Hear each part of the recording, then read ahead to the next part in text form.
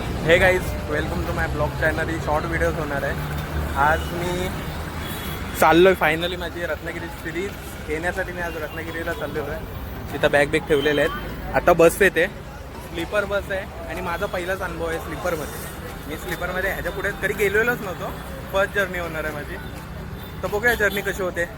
ही short videos फक्त ना आपले ब्लॉग येतील मेन चॅनलवर. ब्लॉग मानसोर स्टेशनपासून 10 मिनिटाच्या अंतरावरती मुंबई गोवा हायवेच्या ब्रिजखाली जवळ आपली बस येणार होती. आपल्या बसचं नाव होतं नवलाई ट्रॅव्हल्स. तेवढ्यात बस आली. बसमध्ये चढलो आणि पनवेल टू रत्नागिरीचा प्रवास हा सुरू झाला. 500 किलोमीटर जायचं होतं म्हणून स्लीपर बसचे तिकीट बुक केलेलं. माझा प्रवास पहिल्यांदाच होता स्लीपर बसमध्ये.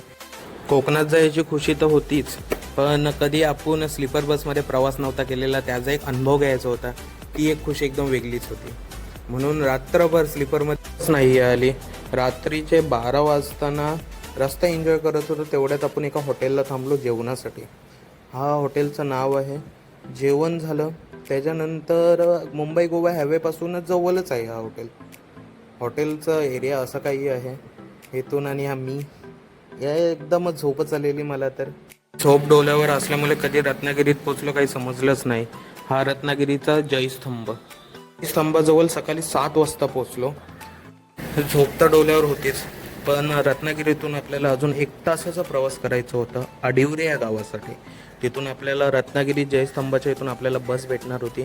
त्या शेवटीला बोलतात ना, कोकण कोकण आहे. मुंबईच्या दगदगीच्या जीवनातून थोडा वेळ आपण आपल्या स्वतःसाठी काढून एकदा तरी या कोकणात यावं. कोकणात येऊन राहावं. कोकणातली आपली परंपरा जपावी. कोकणात फिरण्यासाठी भरपूर काही आहे. ही ताडीमाडीची झाडं, नारळाची झाडं, निसर्गरम्य वातावरण हा असा आपला कोकणात आहे. आणि मी सध्या रत्नागिरीमध्ये आहे आणि ह्यावेळेस माझी प्रॉपर रत्नागिरी सिरीज येणार आहे. कोकणी लोखंडे म्हणून माझं यूट्यूब चॅनल आहे. ते तुम्ही यूट्यूबला सर्च करा. मी तुम्हाला सिरीजमध्ये पूर्ण कोकण दाखवणार आहे. खास करून रत्नागिरी, आरेवारे बीच, गणपतीपुळे प्लस आपल्या कोकणातले जेवढे ॲक्टिव्हिटी होतात ते सगळे दाखवणार आहे.